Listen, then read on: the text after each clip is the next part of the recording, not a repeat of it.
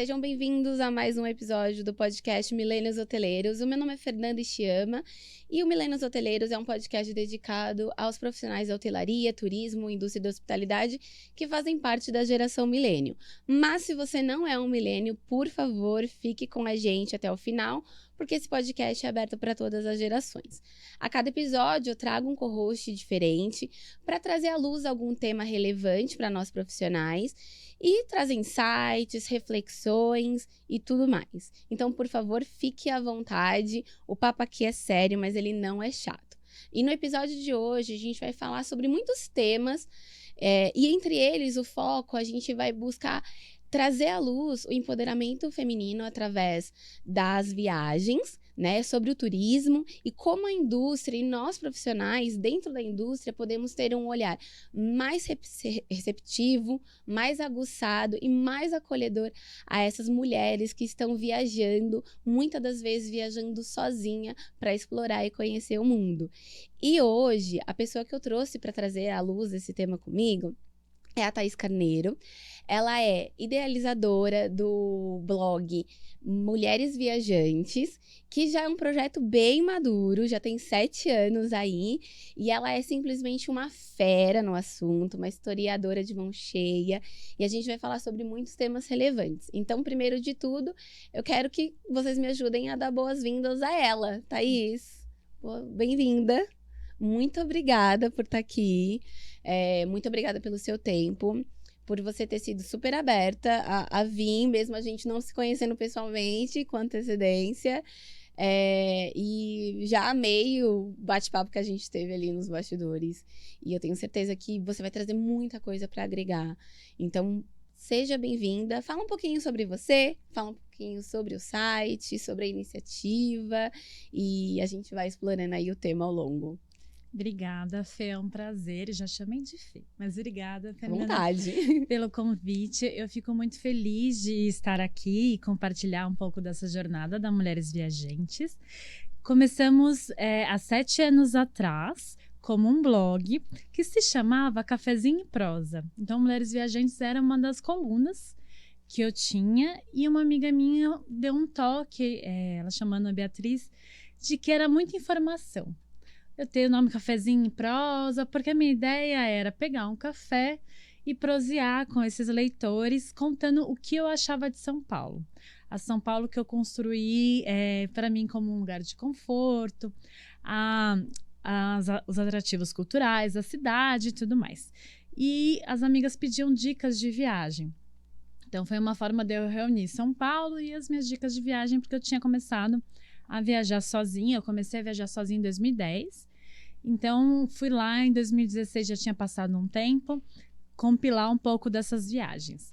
E foi assim que nasceu, em 2016. A gente completa 7 anos. E ainda vai ter festinha, né?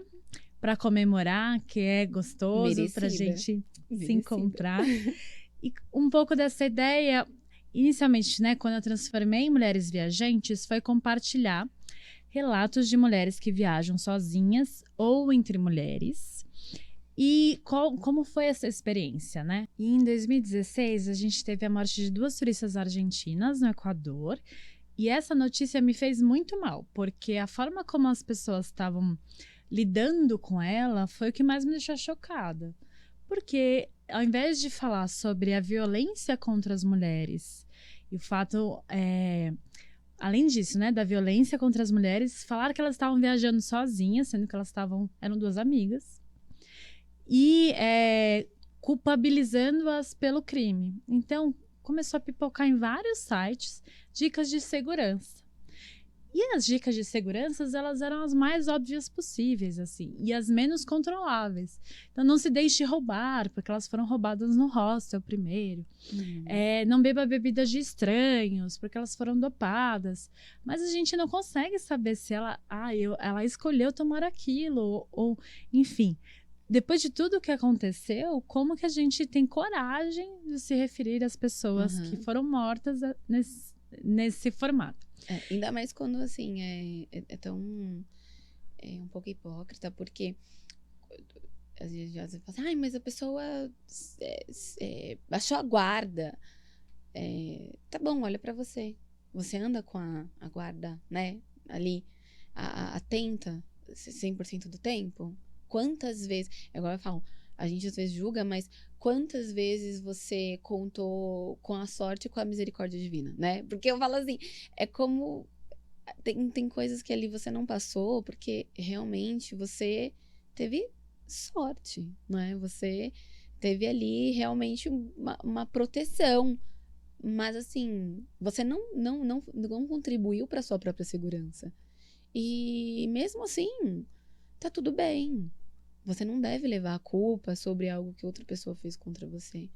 Então, realmente, eu imagino que, poxa, um crime desse em um momento de viagem é muito injusto. E escancara muito a sociedade Super. despreparada que a gente vive, né? E uma falta de sensibilidade, porque muitas vezes as pessoas vão pensar, não, então vamos nos apegar às estatísticas. Então, estatisticamente, a gente tem que os casos de violência de gênero são dentro de casa.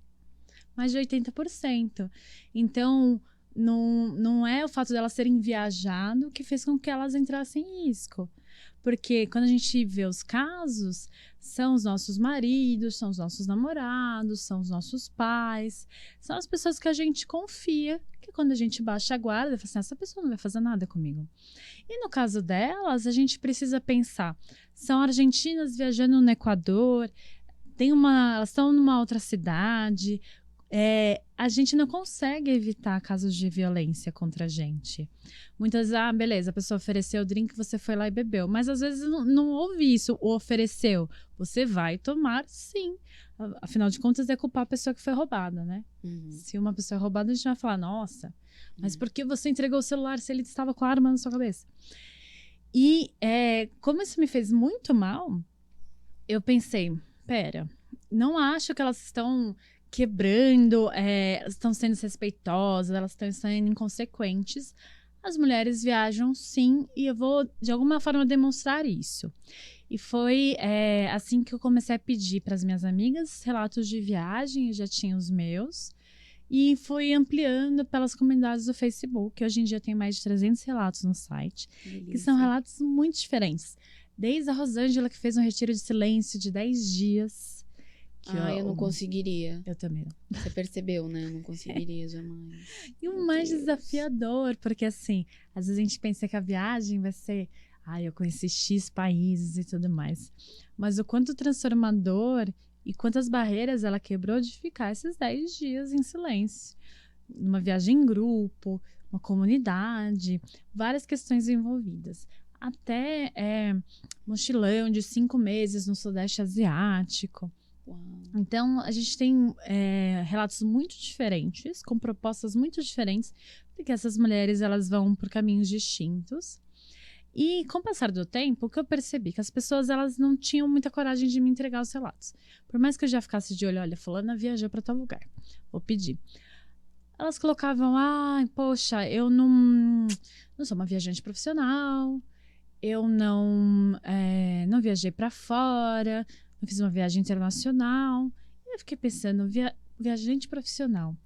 E lá em 2016, 2017, estava na moda as pessoas falarem, eu viajei 50 países, eu viajei X países. Daí a volta ao mundo em 80 dias, né? Era quase isso. E que era impossível. A pessoa falou que visitou, ela passou um dia, às vezes 5 horas lá na escala, falou, nossa, eu Só viajei. pegou o carimbo, né? Só pegou o carimbo e ela tava veiculando, tipo, olha, você não faz porque você não quer.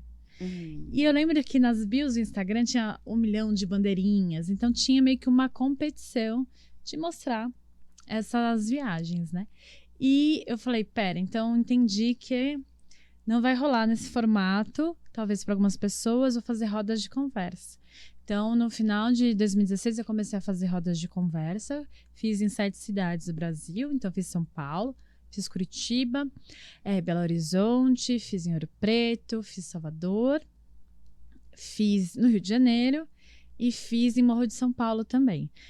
E cada um desses espaços, essas mulheres às vezes eram mulheres da cidade, muitas vezes eram mulheres que tinham viajado muito, mochilado, eram nômades digitais, ou tinha uma dessas mulheres, que era a Amanda de Belo Horizonte, que ela nunca tinha viajado sozinha.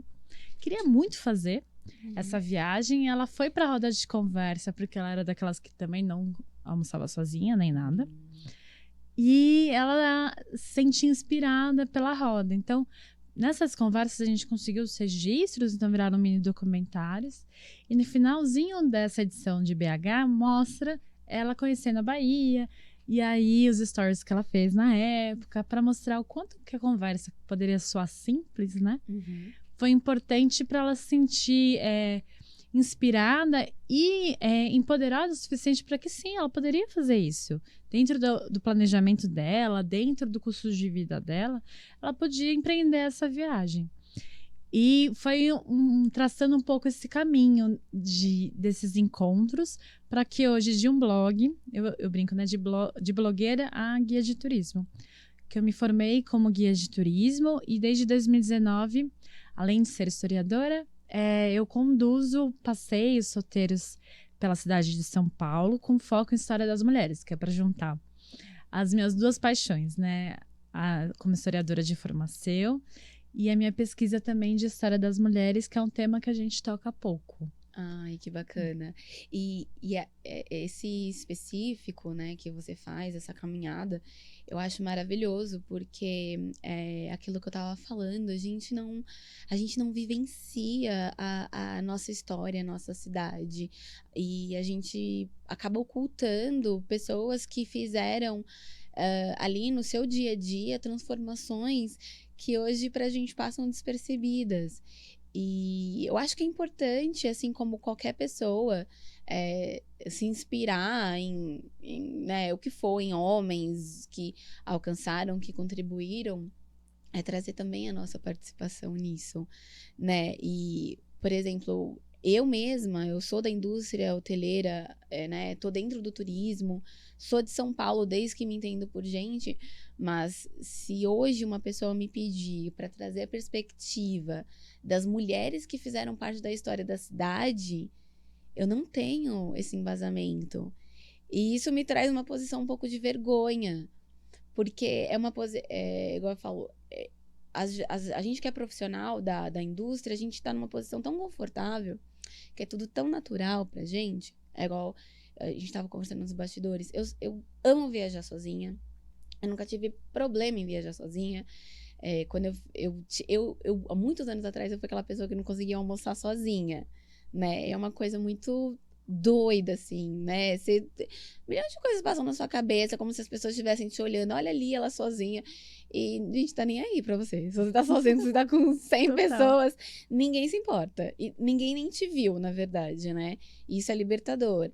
E quando eu fiz um intercâmbio pro Canadá, eu tava num outro país. E muitas das vezes, se eu quisesse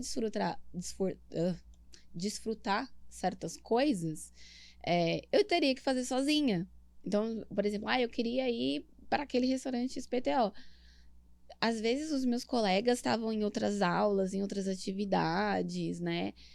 Ou em outras vibes, né? Porque, assim, é muito engraçado o intercâmbio. Às vezes, a galera vai para viver uma experiência à sessão da tarde. E já não era o que eu queria. Eu já queria uma outra coisa, né? Eu queria vivenciar a cultura, o aprendizado, me conectar a pessoas. E aí, quando eu voltei do Canadá, essa coisa, assim, eu me desprendi muito. Eu descobri ali naquela viagem o meu poder de viajar sozinha. Atrelado à minha formação e ao meu dia a dia, viajar para mim sempre foi muito natural. Então, eu nunca me coloquei naquela posição de que haveria impedimentos ou medos na minha cabeça ou riscos de eu estar viajando sozinha, né? Ainda mais na era digital, né? Onde a gente pode estar se comunicando, a gente tem várias formas da gente não estar sozinha como um todo. Mas é isso, é olhar para isso. O relato que você trouxe de 2016, eu acho que realmente é uma coisa que mexe profundamente, porque é uma viagem, né? É o simples direito de ir, vir e viver experiências, né? Porque então, para as mulheres, acaba sendo assumir também um risco. E não adianta fechar os olhos e falar, ai, não, só assume risco se você toma as atitudes erradas. Não, você está assumindo um risco, porque você não foge das estatísticas, né? Se a violência tá ali, ela vai te atingir, seja onde for, né? Então, eu acho que é muito importante, eu acho que é muito valioso um trabalho assim. E principalmente a gente entender que muitas mulheres, muitas pessoas no geral, mas vamos enfatizar, muitas mulheres durante muito tempo não tiveram a sua liberdade financeira. Vem de uma classe social muito mais baixa. E é engraçado que uma coisa que às vezes a gente esquece é que a gente também tem que aprender a ser turista. A gente tem que aprender a ser tudo. A gente também tem que aprender a ser turista, né? O slow travel é essa consciência, a gente aprender a ser turista. A gente aprender como viajar. E o como viajar não é, ia pegar milhas, pegar aquilo outro, os melhores restaurantes. Não só isso. Mas aprender a viajar é aprender objetivos daquela viagem, como vivenciar, como você se integrar àquela cultura, né? Então, por exemplo, eu já lidei com hóspedes que não sabiam nem como se comportar no café da manhã do hotel. Não é aquela coisa assim, pode pegar? Pode, tenho que pagar, eu tenho que... e às vezes a gente tem um olhar tão cínico, tipo tão... Ai, nossa, você não sabe isso. Ai, nossa, né? É um olhar muito cínico, é um olhar muito irrealista, né? A gente tem que enxergar a realidade. E eu acho que isso é muito valoroso no projeto que você acabou criando.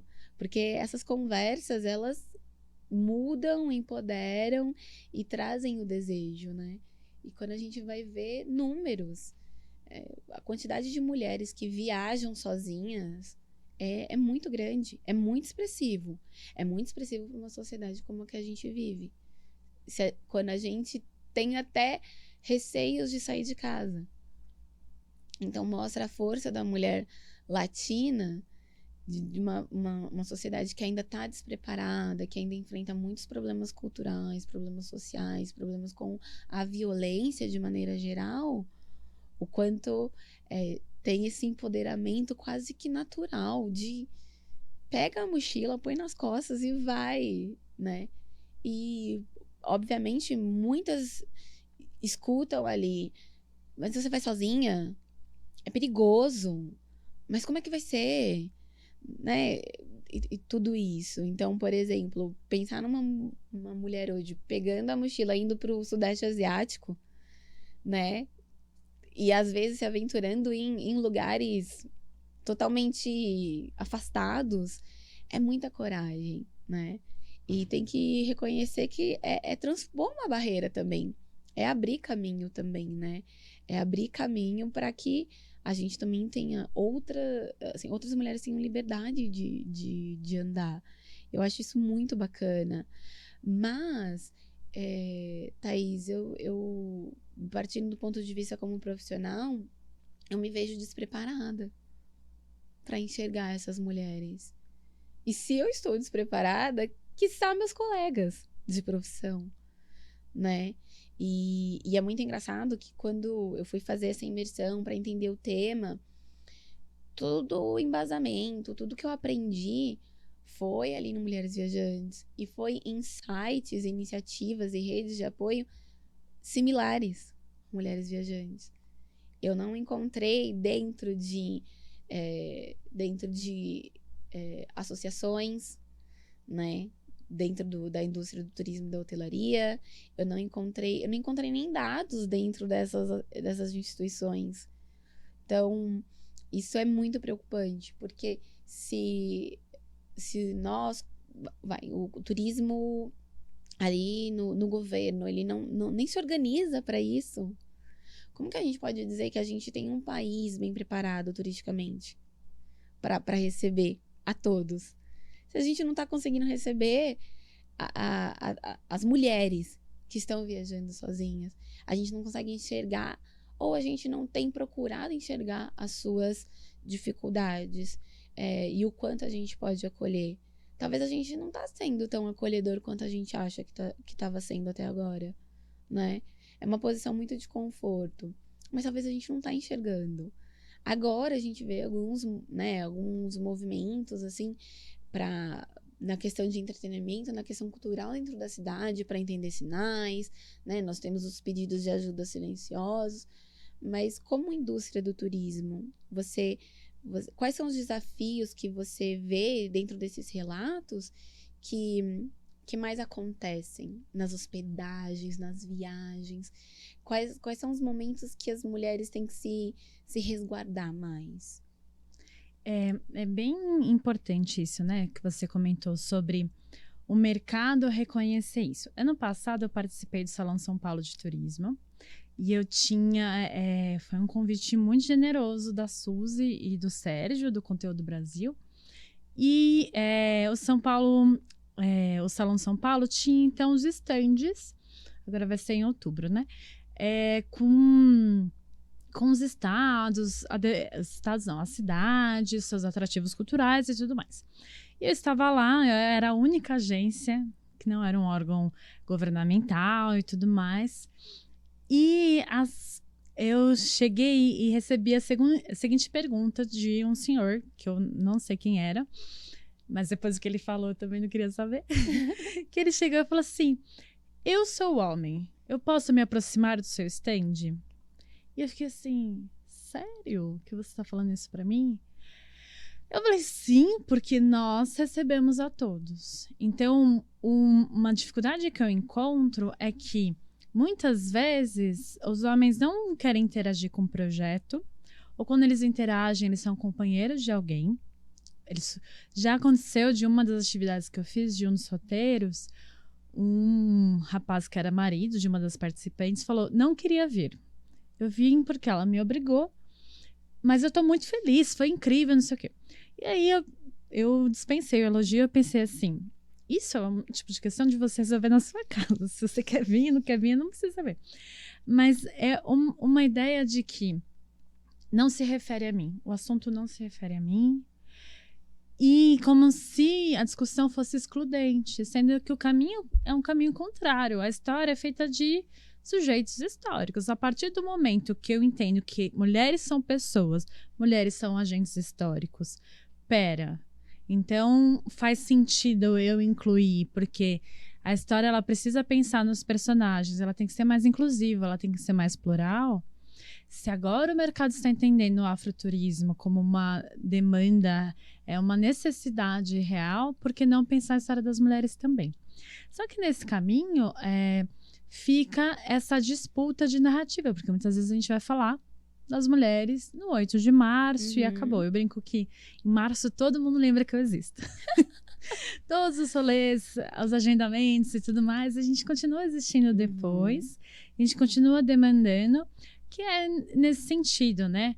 Como você comentou, a partir do momento que eu me aproprio da minha própria cidade, que eu me entendo como viajante, que eu me permito conhecer novas iniciativas, novos espaços, que eu me permito escutar as pessoas ao meu redor, eu vou ser um viajante muito melhor. Eu vou respeitar a comunidade. Quando a gente fala de turismo de experiência, turismo de base comunitária, eu vou respeitar a comunidade que eu estou visitando.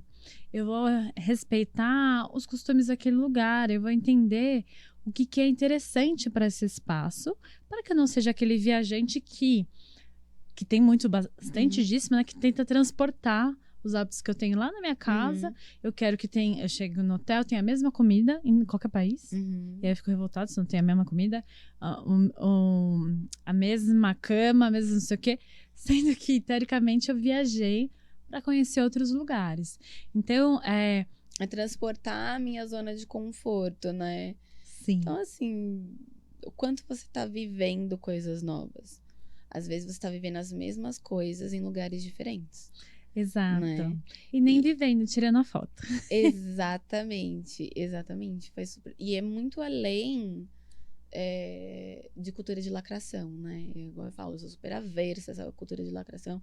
Sair gritando, né? Só por gritar, é muito além disso. É igual você falou, a gente vivenciar e reconhecer.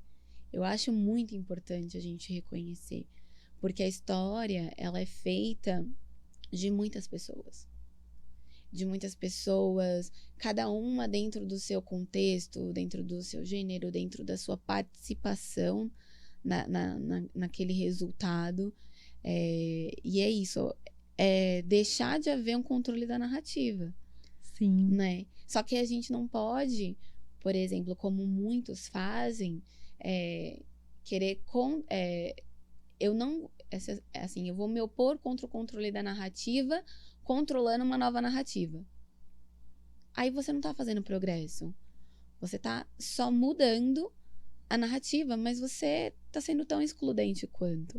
Então, eu acho que, por exemplo, não é obrigar o marido, né, a ir, mas eu acho que é incentivar e falar, bora lá, vai ser legal, né?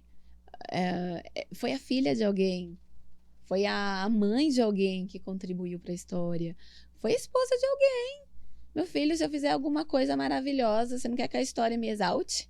Sim. Não é? Você não quer... Se a nossa filha fizer uma coisa que merece um reconhecimento, você não quer que a história lembre disso? Não é sobre elas, é sobre nós. É sobre todas nós, é sobre todos nós. Homens, mulheres e todos nós, é a construção que a gente traz para a sociedade, né? Eu acho isso muito bacana, porque é isso, é ser aberto. A gente precisa ser aberto. Inclusive porque a gente fala que o passado, ele é arcaico e tudo mais, que a gente vai mudar. Só que essas mulheres, elas eram reconhecidas na época delas. Então a gente vai falar de Guiomar Novaes, Tarsila do Amaral, Anita Malfatti, elas eram reconhecidas. Como que a nossa geração não reconhece? E a gente não reconhecer também faz parte da gente ser uma geração que não tinha acesso a essas informações.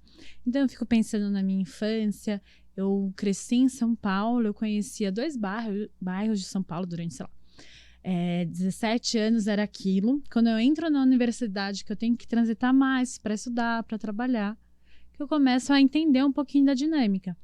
Mas a gente também tem que reconhecer que estamos onde estamos, podendo xeretar tudo na internet, olhar o Instagram, olhar as redes, acessar vários veículos de informação, porque outras pessoas trabalharam pra gente. Então, outras pessoas se dispuseram a abrir mão da sua vida privada, a pensar numa vida pública para lutar em prol de uma comunidade. Então, se eu vou pensar que hoje em dia eu posso viajar, na década de 50 eu tinha que ter uma autorização do marido. E ainda hoje, porque eu sou casada vai fazer 9 anos, e muitas vezes eu chegava numa viagem e perguntava cadê meu marido. Ou pessoas próximas a mim, preocupadas com o meu relacionamento, como se ele precisasse de uma autorização, sem entender que muitas águas rolaram, a gente batalhou muito nessa construção, a gente, sociedade, né, porque não sou eu que resolva essas questões, para pensar que um relacionamento, poxa, ele pode ser saudável. Mas, assim, você chegou em lugares, por exemplo, hotéis, lugares de acolhimento turístico, onde questionaram você estar sozinha? Sim, e aí, inclusive, não tinha... acredito. Nossa, parece, assim... Não sei, um multiverso da loucura. Não sei como expressar. Bem isso, assim. Já aconteceu em diferentes lugares. Um desses lugares foi um hostel, como tinha comentado com você nos bastidores, que eu fui perguntar para o recepcionista dicas de Curitiba, e perguntei para ele, tinha as dicas, né? Tinha uma lousa, normalmente nos hostels fica uma lousa com programação diária, só que para mim aquela programação era muito turistão, 15 anos, 16 anos, não era aquilo que eu queria conhecer mais a cidade, e eu perguntei, qual é o rolê que você faz? Que não tinha tanto aquela vibe instagramável nessa época, que era 2017, mas um rolê que você curte fazer, que não tem a ver que com dos locais, né? Não é dos turistas, mesmo. É dos locais. E ele ficou vermelho, e eu fiquei assim, Deus, por quê? Demorei pra entender, que eu tava com uma amiga, que ele tava achando que a gente tava dando em cima dele. E aí eu falei assim, total despreparo, total.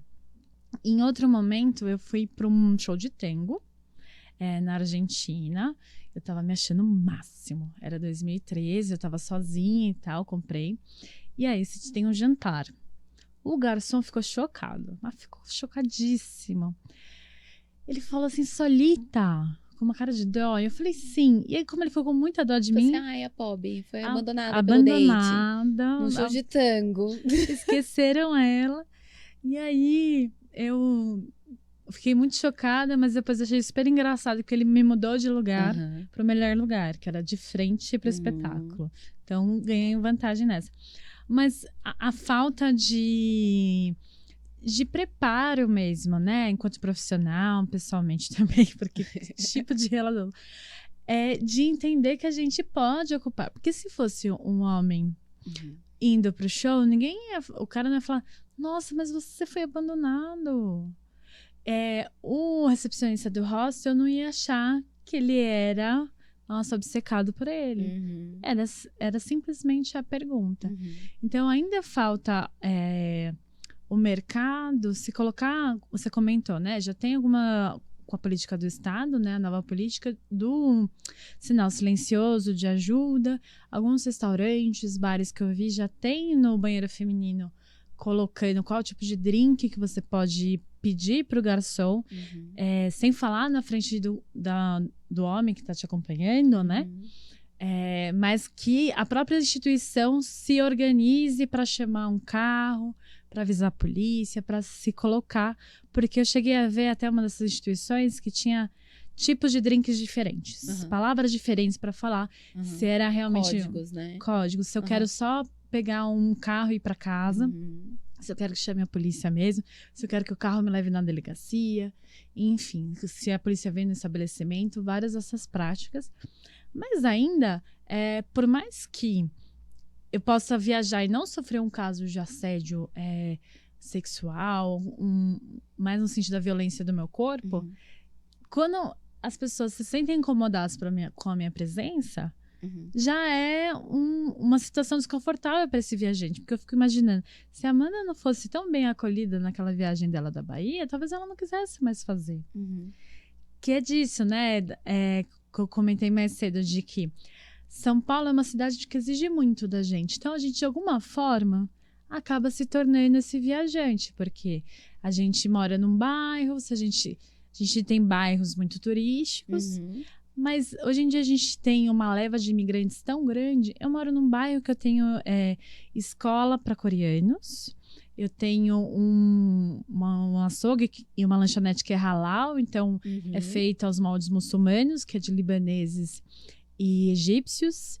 Eu tenho um restaurante peruano, eu tenho um restaurante italiano. Não é um bairro turístico.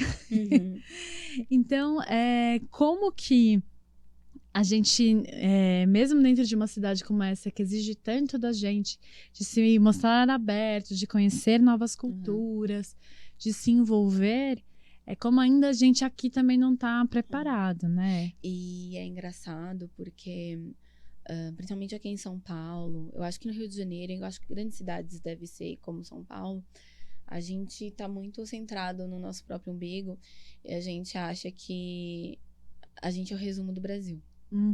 E a gente não é nem de perto o que o Brasil é.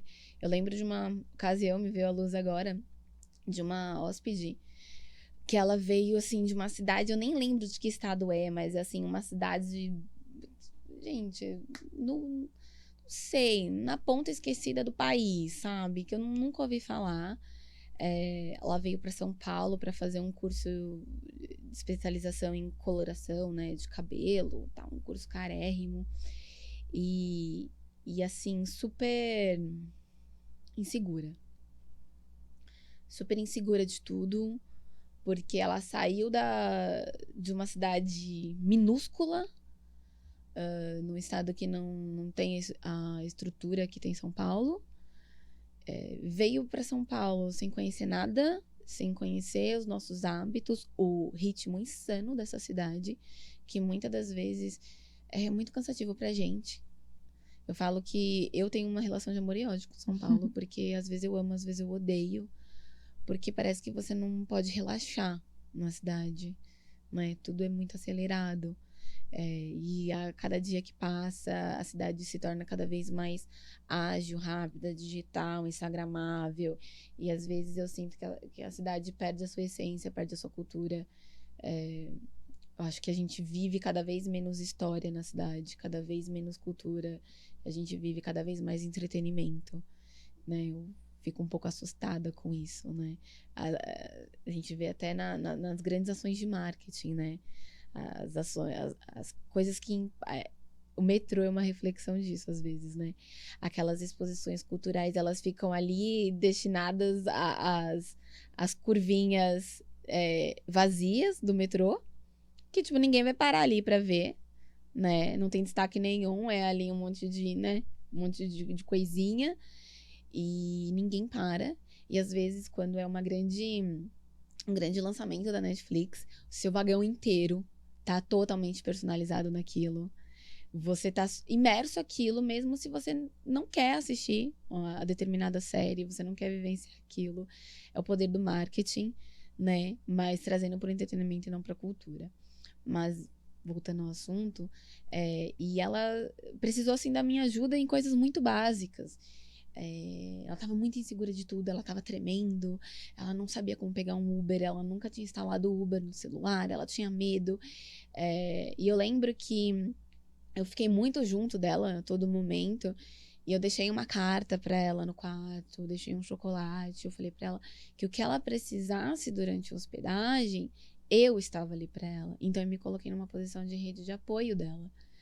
Porque às vezes é assustador, sim, você viajar sozinha. Você sendo mulher, é assustador, não é? E principalmente quando a gente fala do despreparo, a gente tem que reconhecer que, como profissionais, hoteleiros, gente, a gente tá despreparado. O turismo ainda tá despreparado. E não deveria.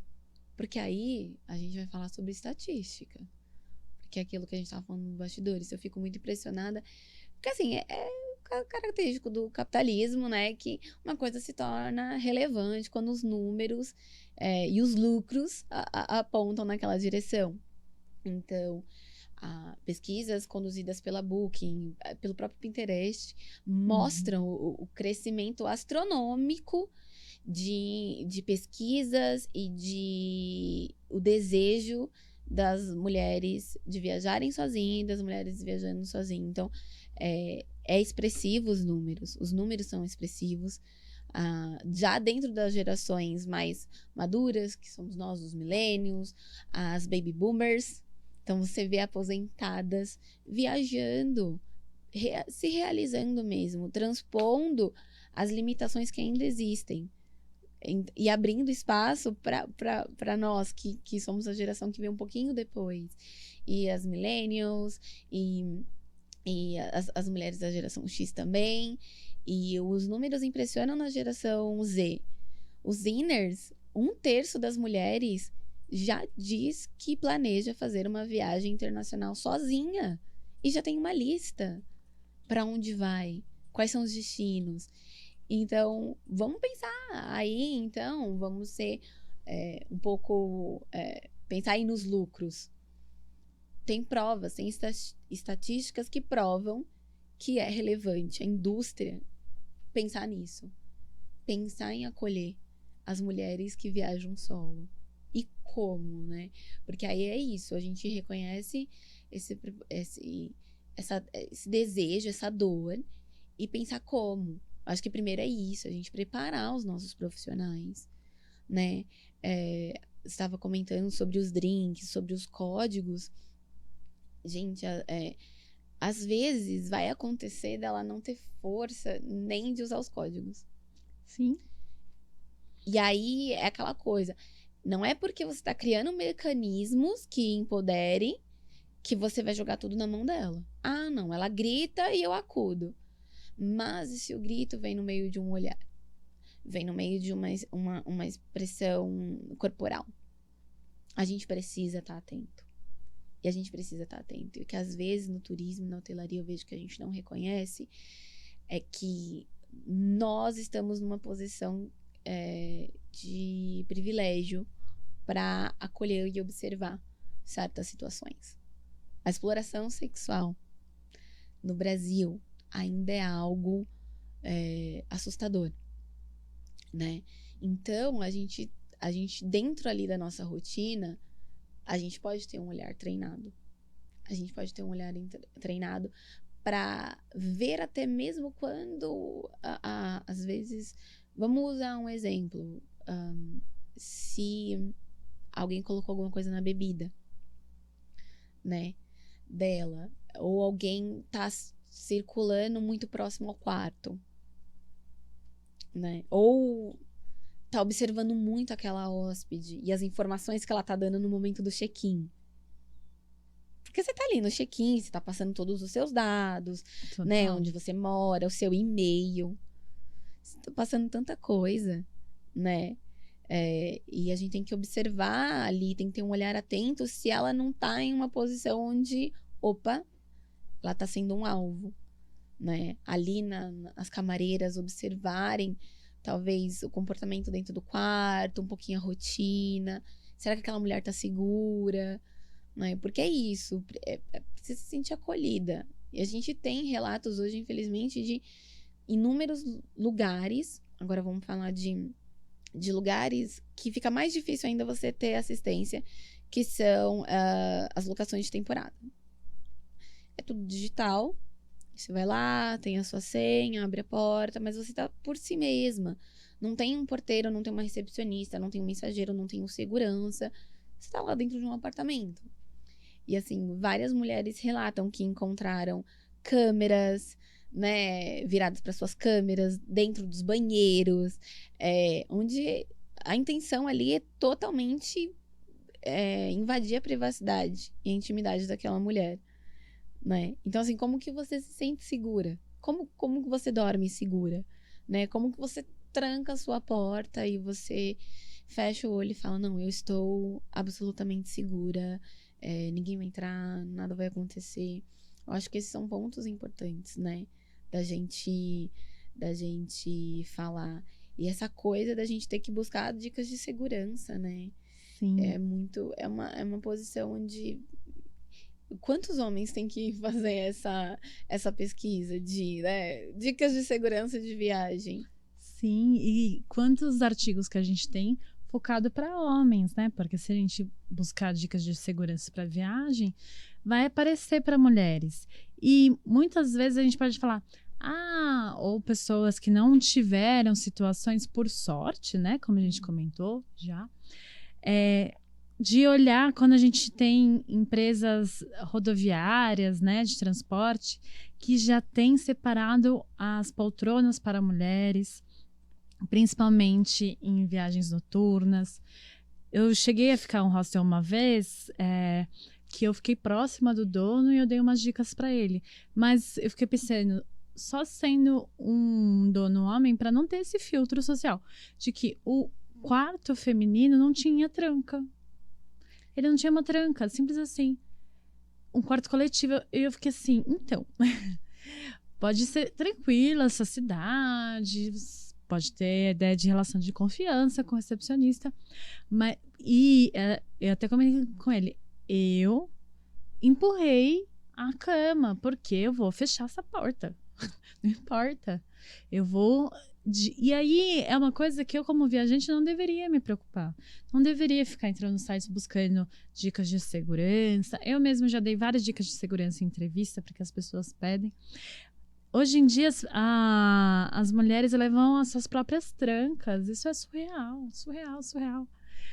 Como se isso fosse resolver. Não é da nossa parte que tem que resolver. Até porque, muitas vezes, se eu vou ter a tranca, se eu não vou no bar, se eu não vou beber, se eu não vou fazer isso e aquilo, pode ser que ainda assim eu não tenha a sorte de não sofrer um tipo de assédio desse nível, né, de violência.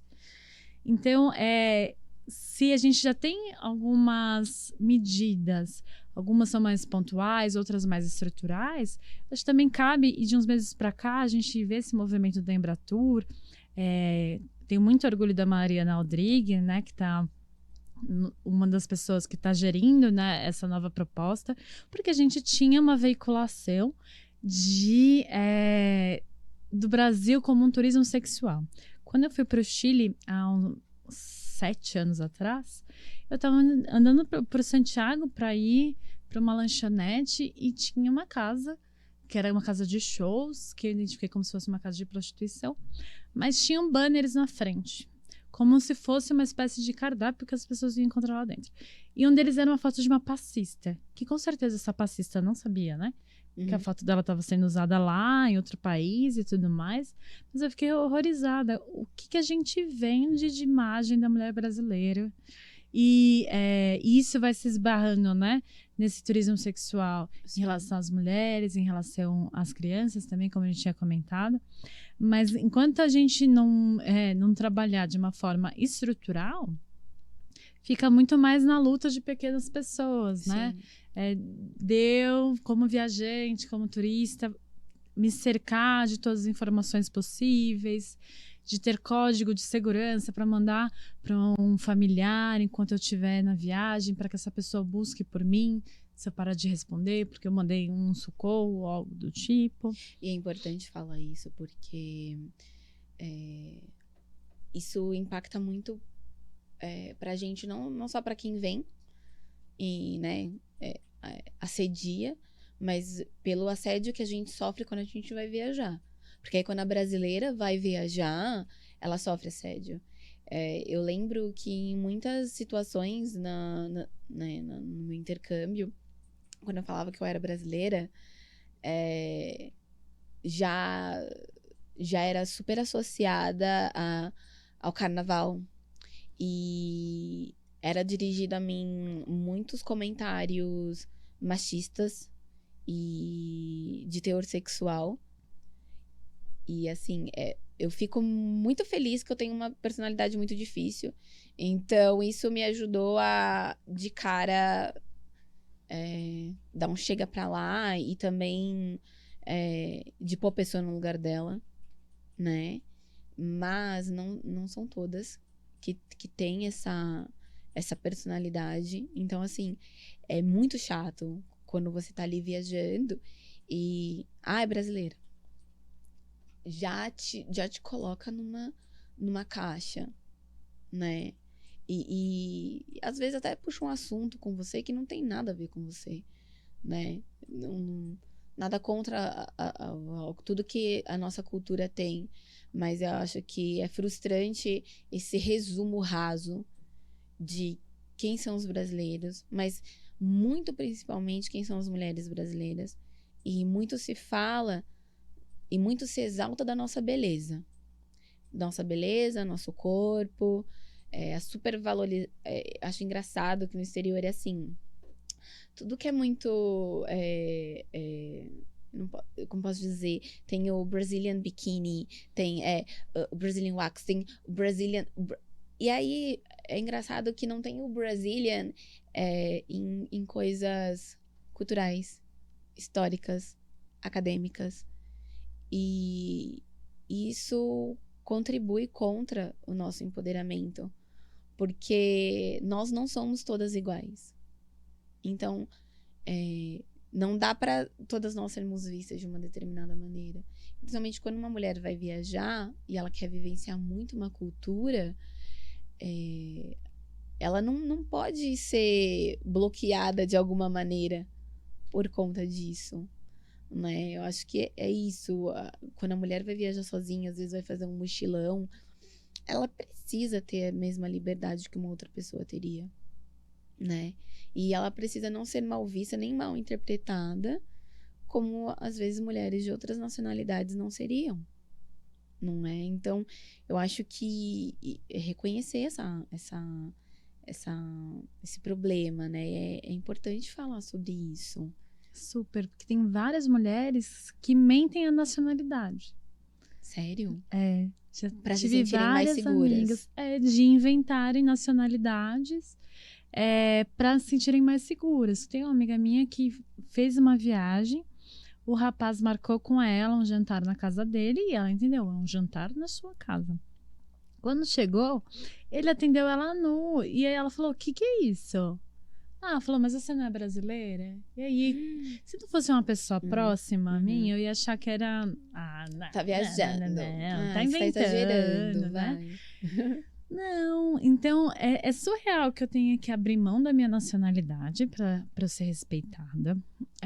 Que a gente não seja reconhecido nos termos históricos, culturais, nem acadêmicos, sendo que, por exemplo, na Universidade de São Paulo, eu estudo lá hoje em dia, continuo estudando, eu faço doutorado em História, e a gente é tido como uma das melhores universidades do mundo.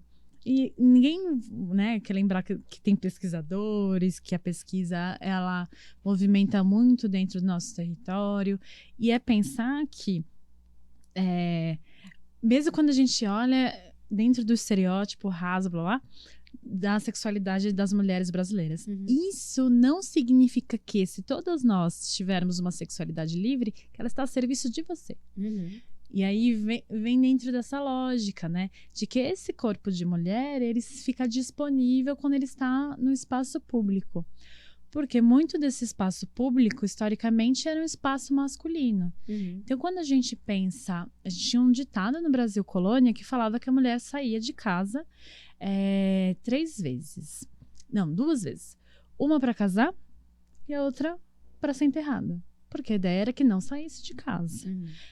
Nas fazendas tinham as igrejas e tudo mais, e essa prática que a gente atribui muito às muçulmanas, mas é bem posterior, porque os muçulmanos vão puxar dos católicos, de você usar um véu, que é dessa invisibilidade, dessa proteção nesse espaço público.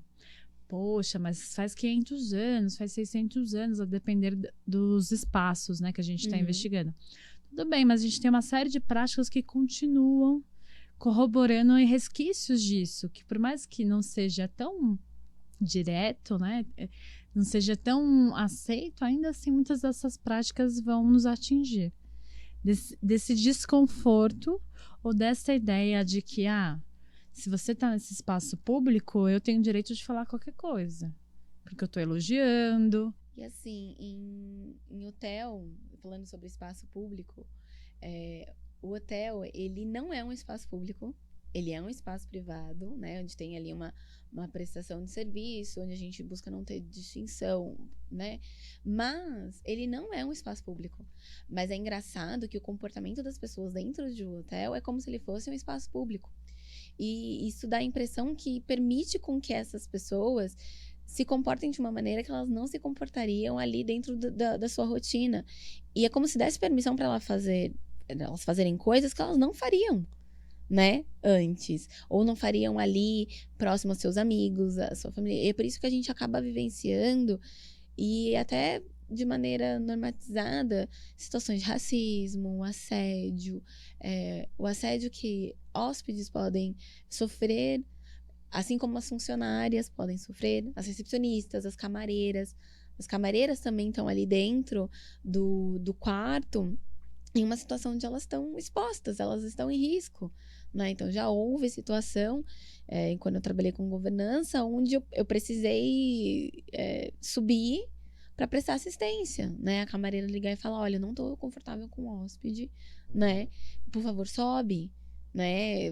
A gente inventa ali uma desculpa e ela volta no momento onde ele não está, né? Ou uma hóspede que diz, né, alguma outra coisa, ou por exemplo, fui abordada de uma maneira que me incomodou no elevador, a pessoa tá no meu andar, posso trocar. A gente tem que ser acolhedor a esses pedidos de ajuda. E assim, na sua visão, o que você acredita que a gente pode começar a fazer, né? Eu não vou passar essa responsabilidade para as grandes organizações, ou só o governo, porque a gente sabe que a gente precisa que ali abra um espaço, a gente precisa que o espaço seja aberto, mas é muito mais difícil, né? Então a gente dá muito poder a quem não tem tanto poder assim de mudança. A gente dá muito poder a um CEO, dá muito poder a chefes ali de associações e tudo mais, para que a mudança comece deles, parta deles.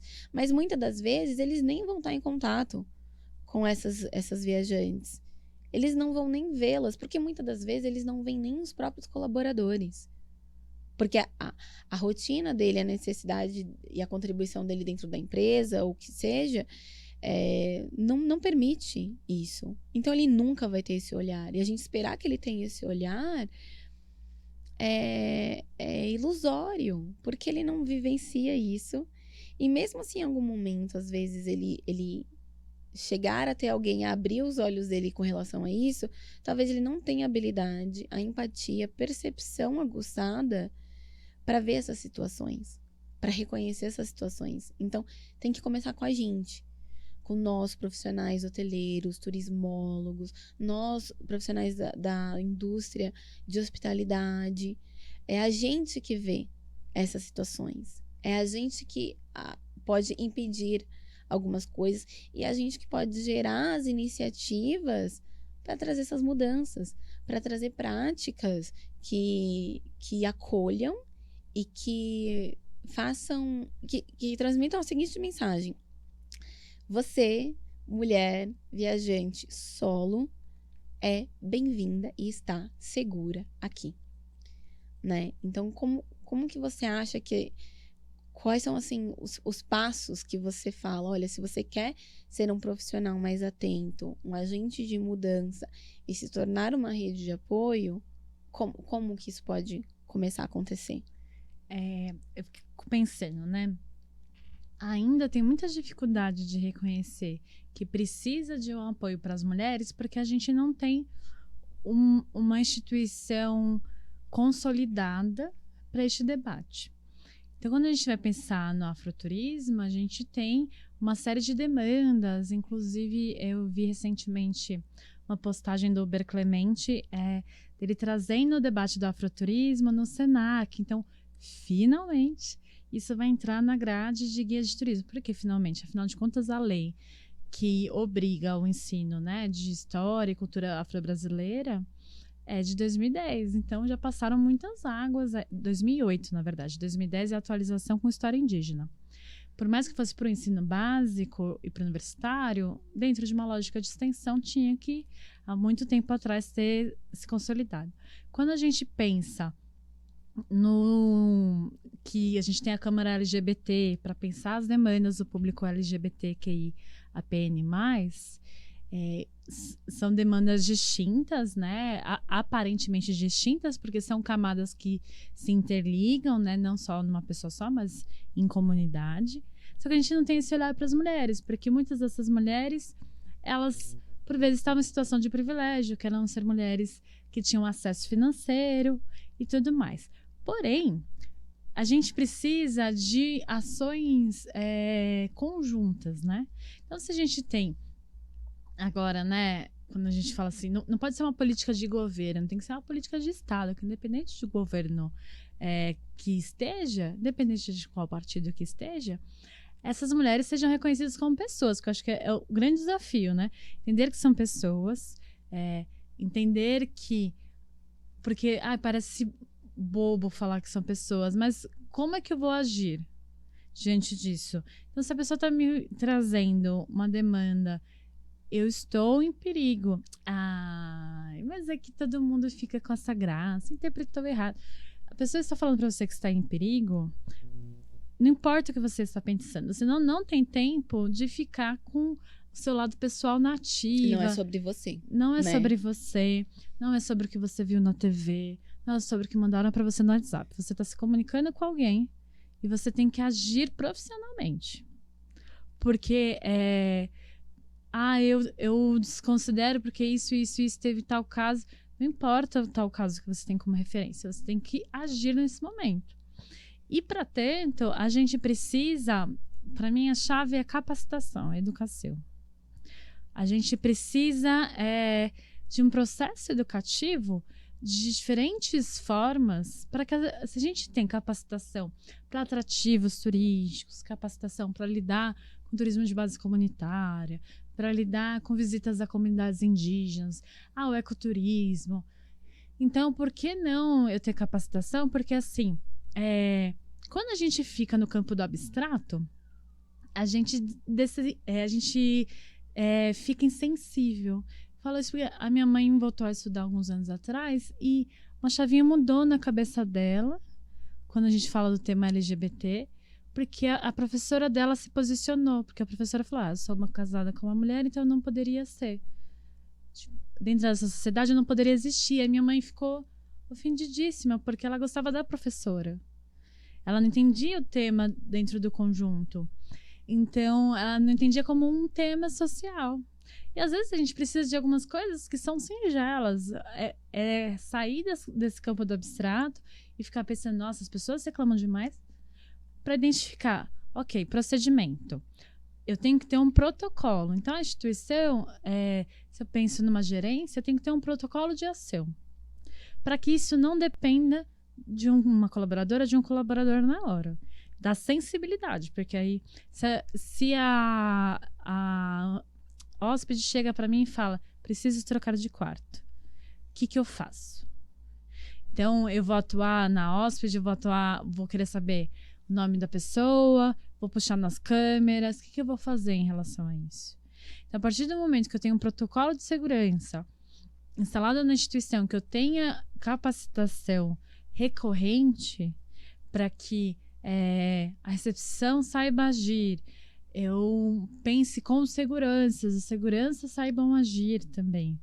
Dentro de uma conversa, faz muito mais sentido para aquela instituição, para além das políticas institucionais. Então, pensar, e também acender um alerta na instituição de se a Embratur está mudando seu posicionamento, se o governo do estado está mudando seu posicionamento, está assumindo que temos um problema, que eu acho que esse é o primeiro passo. Porque você não vai assumir que esse é um problema externo à sua instituição, que não tem a ver com, não... Porque em algum momento, por mais que você tente abafar, um escândalo vai acontecer, não é isso que você quer que fique associado à sua marca. Mas a partir do momento que a gente percebe que a gente tem muito mais mulheres viajando, quando são grupos de viagem, a maior parte delas são mulheres. Nos meus roteiros, a maior parte, assim, 90% das pessoas que frequentam são mulheres. Às vezes rolam umas perguntas assim, homens podem participar? Eu sempre brinco que eu sou muito boazinha, que pode, e falo que não, que deve participar. Porque é a ideia de você ouvir outros pontos de vista também, né? Que não ponto de vista do achismo, mas academicamente construído, mas de ter essa participação. Apenas a partir do momento que eu me abro para ser empático, e por que não a gente ter uma capacitação para esses profissionais pensando na violência de gênero, mas pensando numa escuta empática. Como que eu me posiciono? Porque a gente tem também a terceira idade. Nossa, que susto. Vamos ler. Ali deu uma caidinha, ela se assustou um pouco. Você estava falando sobre... A gente pode voltar da parte que você estava falando sobre ser mais empático. Sim. Tá? Podemos ler? Pode ir. E por que não a gente pensar numa oh, Deus. Vamos de novo. E por que não a gente pensar numa capacitação para ser mais empático? No sentido de ter uma capacitação de comunicação não violenta, de saber como estabelecer esse diálogo com o hóspede, até porque a gente tem um público bem interessante hoje em dia, que é a terceira idade, que a gente nunca fala, mas que é uma terceira idade autônoma, porque a gente constrói uma imagem estática do que é essa terceira idade, mas que é uma terceira idade que tem poder aquisitivo, que estuda o roteiro, que tem escolhas preparadas, que quer conhecer a comunidade, que não está vinculada a um roteiro só de compras, porque muitas vezes a gente vai entender que é um roteiro de compras, mas não, que é um turismo histórico, que é um turismo social. Então, como esse atrativo se preparar para um público que deseja mais conforto, que não é o público mochileiro, por exemplo, que vai pensar em outras questões. E a hospitalidade faz parte disso. Eu ter essa construção. Então, por vezes a instituição vai escutar e falar, mas eu não quero, talvez seja desperdício de dinheiro focar no público feminino. Não é focar no público feminino, é pensar como que eu posso realmente modificar o meu trabalho. E isso, por mais que seja uma decisão de instâncias superiores, tem que ser uma decisão de gerência, de você ter uma articulação com a governança, de você ter essa linha de frente, que é quem realmente tem contato com o hóspede, que saiba dialogar, porque a gente tem muitos problemas com a segurança, a gente tem muitos problemas com a recepção, de não saber acolher este hóspede e essa hóspede.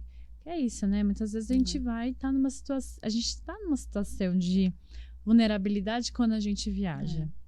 O que, infelizmente, assim, eu vejo que acontece, que é muito triste, mas dentro da área, a gente tem uma piada que é assim, a gente quer evoluir, mas os dinossauros não deixam.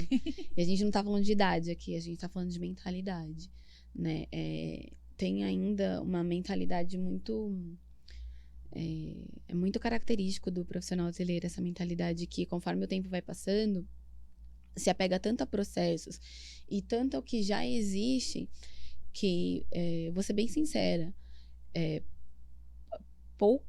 voltando ali na minha trajetória, eu acho que se hoje a gente precisasse que partisse desses gestores, tá, de alto nível, essa iniciação de consciência, eu posso falar que, assim, eu tenho 95%, assim, de certeza, assim, de certeza que não haveria. Porque é a posição do conforto e do privilégio que não reconhece esse valor. Então, nesse sentido, eu acho que a gente precisa, como profissional da área, se hoje você está estudando para a área, ou se você já está na área há muitos anos, eu acho que também a gente se colocar na posição... Por que eu primeiro espero que o meu CEO, meu gerente, minha governanta mude para que eu mude, né? Porque no final das contas, às vezes, quem vai estar ali em contato sou eu. Então, eu acho que a gente também reconhecer o nosso papel e a gente trazer isso no nosso DNA profissional, né? Eu, Fernanda, ser uma profissional um pouquinho mais consciente, assumir um pouquinho mais de proatividade, reconhecer e buscar me capacitar, independentemente da instituição, da organização onde eu estiver, e com isso eu impacte positivamente nos meus colegas e eu demande isso dos meus gestores. Eu também abro os olhos dele e falo, olha, observei aqui que a gente não tem treinamento para isso. Por que a gente não tem? Também colocar a geração millennial, né? É muito questionadora. Ela demanda muito. E os Zeners são mais ainda. Isso é bom, né? Porque tira um pouco dessa posição de conforto. Então, eu acho que eu concordo muito com o que você falou. Tem que haver, sim, toda essa capacitação e esse movimento. Mas tem que vir dos dois lados, sabe? É um problema tão... Ainda é uma barreira cultural, social, tão grande, com vários viés, várias coisas, que a gente precisa ter essa linha de atuação e de iniciativa de todos os lados, né? Para que seja tanto top-down quanto down-to-top. Porque senão a gente vai sempre ver essa quebra. Ou pessoas muito em cima, conscientes, mas incapazes de transmitir essa mensagem, ou pessoas muito embaixo ali nas hierarquias, muito conscientes, incapazes de incorporar isso de forma massiva, né? Então, eu acho que a gente só consegue primeiro mudar a gente, né? Sim. E entender a posição de privilégio que a gente está e usar desse privilégio. E assim, já começa que hoje somos mulheres que têm o privilégio de poder viajar sem o consentimento de um homem. O que eu vou fazer com isso? Né? Total.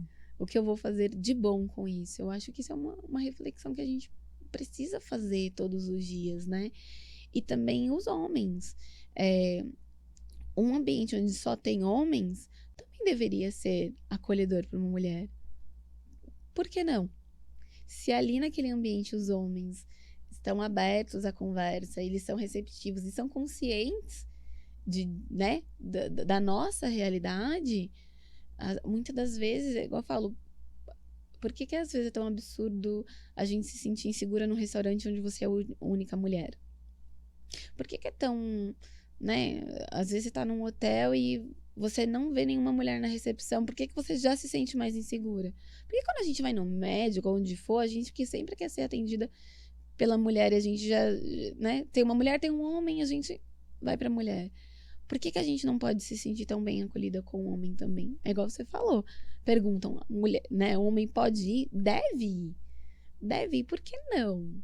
Por que não? Por que você não pode falar sobre isso também, né? Por que você não pode reconhecer também, né? Porque, principalmente ali no roteiro histórico, é sobre reconhecimento histórico, né? A gente já não tá nem falando ali tanto das nossas dores, mas é o reconhecimento histórico. É trazer essas pessoas que contribuíram para nossa cultura, contribuíram para a cidade, né? E para o que a gente vivencia hoje também, né? Então eu acho isso muito bacana. E eu acho que essas iniciativas são muito lindas, né? Eu acho que a iniciativa como Mulheres Viajantes é muito bonito de ver, porque é uma coisa que começa realmente dos desejos de 1, 2, 3, 4. Porque às vezes a gente esperar muito apoio, a gente vai receber mais, como a gente pode dizer assim, mais pessoa para jogar cal do que pessoas para apoiar, né? Mas aquela, precisa falar disso. Se você desse ouvido, né, para quantas vezes falar, mas você precisa falar disso, faz sentido? Faz. Acho que se faz sentido para uma pessoa, faz sentido. Total, já me falaram uma vez, vou fazer então Homens Viajantes. Eu falei, faz, já tem um monte. Porque assim, é uma falta de sensibilidade de entender que não é pessoal. Uhum. A gente é uma geração que não adianta a gente vir com o discurso de eu sigo regras. Você é um indivíduo. Você tem que ter respeito pelo meio que você está. Você tem que ter um olhar social. Ah, mas o meu gestor não sei o que lá. Eu tive uma questão que eu fiquei muito incomodada. Além de fazer o trabalho com turismo, durante muitos anos eu trabalhei com educação em museus e tudo mais. Então eu estava esperando um grupo. Esse grupo chegou mais cedo. Era um grupo de crianças surdas e uma das crianças era cadeirante.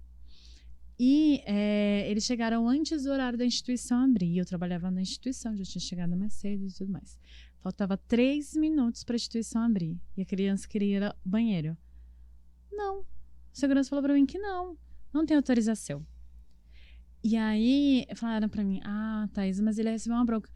Problema, eu acho que existe um momento que é entre eu receber uma possível bronca ou eu tomar uma atitude que eu, enquanto indivíduo consciente, entendo que é o mais adequado uma criança cadeirante precisa ir ao banheiro. Eu vou falar que não? Óbvio, tomou bronca da mesma forma, mas isso é muito insensível. Mas, poxa, na minha instituição não tem um protocolo de segurança. Na minha instituição, tarará. Mas você tem que se mostrar sensível às situações. Mas não é o meu trabalho. Desculpa. Mas no mundo atual não existe você falar, não vou fazer tal coisa porque não é meu trabalho. Não tô falando de sobrecarga, não tô falando de abrir mão da minha vida em nome de uma instituição, em nome de uma empresa. Eu estou falando sobre você olhar para direitos humanos, ter consciência que você é um agente de mudança.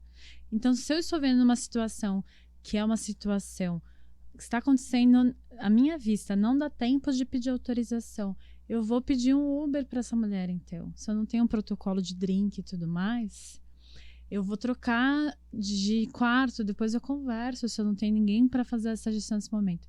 Pior vai ser você carregar a culpa do que aconteceu, porque você demorou, ficou ponderando. E às vezes são atitudes super simples. Era só ele ter aberto a porta 3 minutos antes. E, ok, não tivemos, não era uma situação de vida e morte. Mas é uma falta de sensibilidade, acho que também nesse sentido, né? De você pensar. Eu tenho uma demanda. E, diante disso, o que eu, Thaís, posso exercer? Então, nossa, não vou me posicionar, eu acho bem complicado, assim. Porque é isso, né?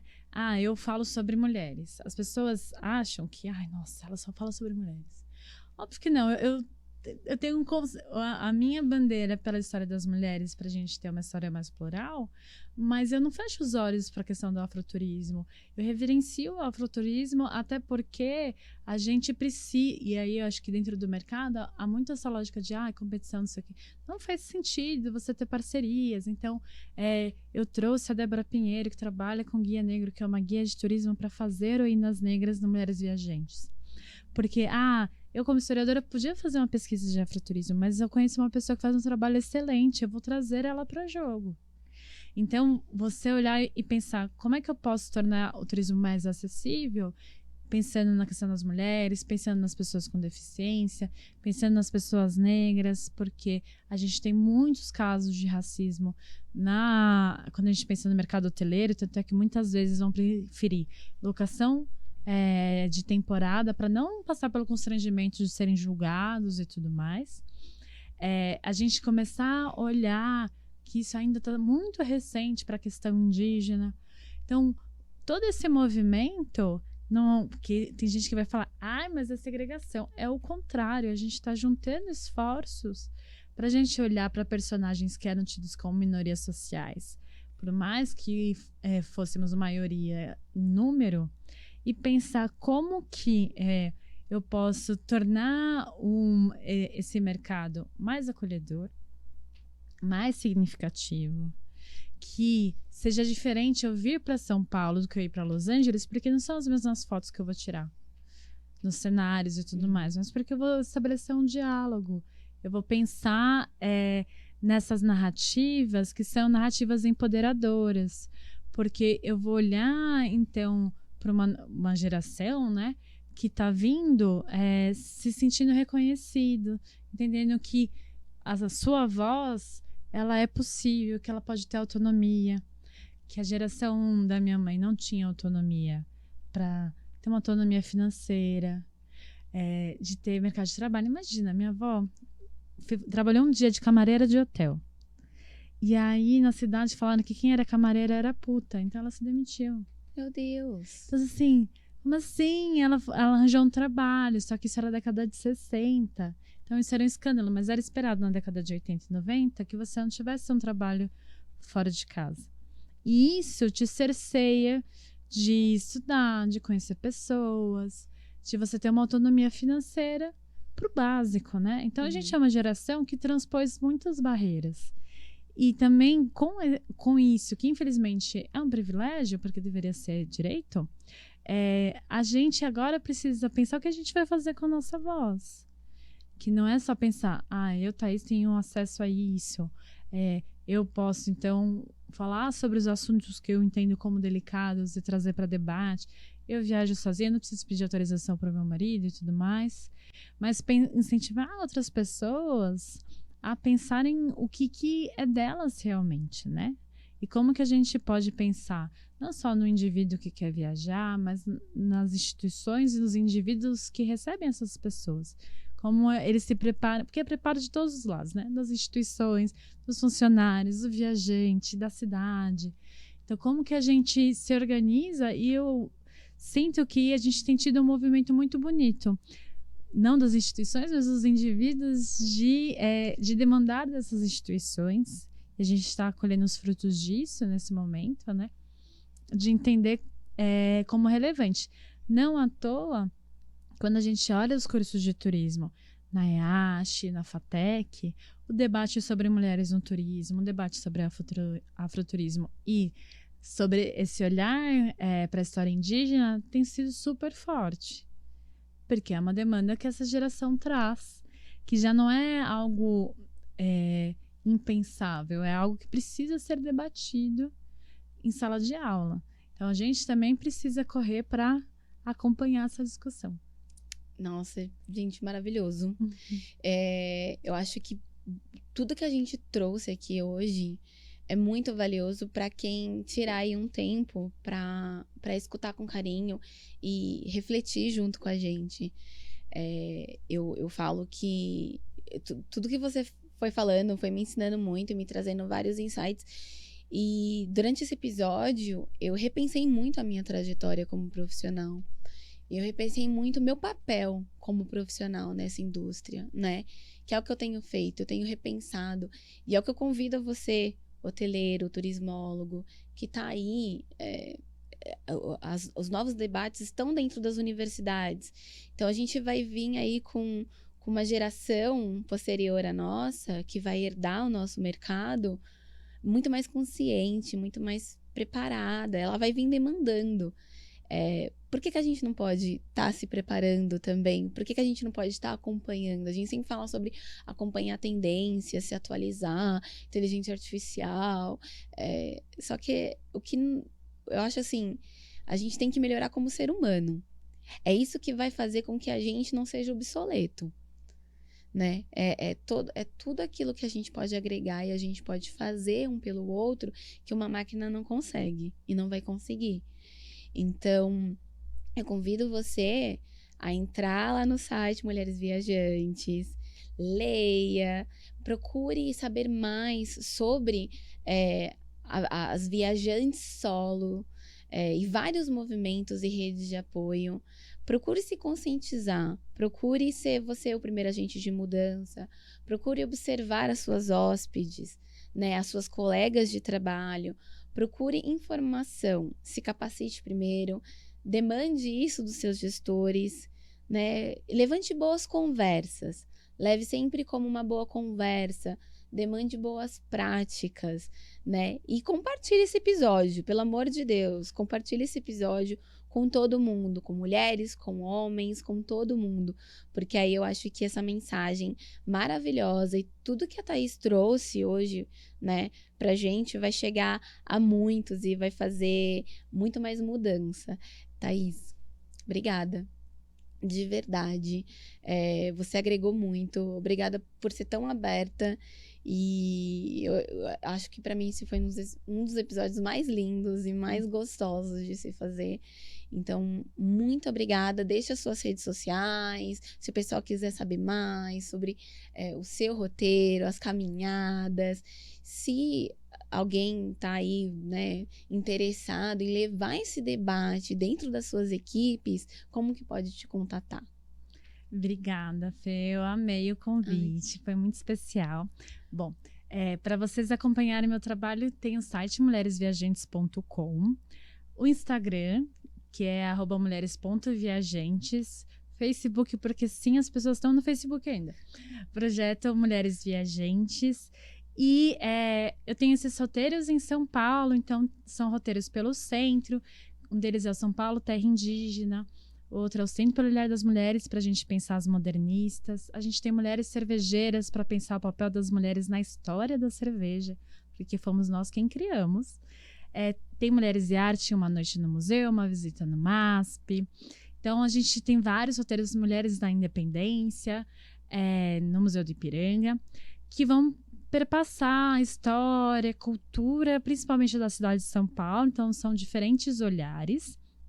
E, como a Fê comentou, se você quiser trazer esse debate porque muitas vezes a gente fica pensando, beleza, vou me capacitar como? Porque não sei se o mercado está pronto para isso, para oferecer essa capacitação. E sim, estamos. Então, você pode me contactar no mulheresviagantesblog@gmail.com, ou nas redes, como eu comentei, que eu te respondo, te trago as propostas, porque tem várias formas da gente pensar essa jornada. Eu já tive a oportunidade de trabalhar com instituições muito bacanas, como a Copastur, para a gente falar sobre mulheres viajantes na história, e esse esforço de realmente olhar para este grupo. Então, fica o convite para vocês pesquisarem mais, procurarem sobre outras mulheres também que estão trazendo esse debate, que é realmente uma conversa com todo mundo, né? Não é algo que vai ser simplesmente, né, um discurso. A gente sempre pretende um diálogo, que é assim que faz sentido e é assim que a gente movimenta o mercado realmente. Obrigada, Fê. Imagina. E para você que ficou com a gente até o final, eu quero agradecer grandiosamente. Lembrando que esse episódio só é possível graças ao apoio da Plot Produções, que é onde a gente tem aqui a estrutura. Se você estiver procurando um lugar para o seu conteúdo, para sua marca, pode nos contatar. Obrigada. Obrigada. Gente, até a próxima. Até.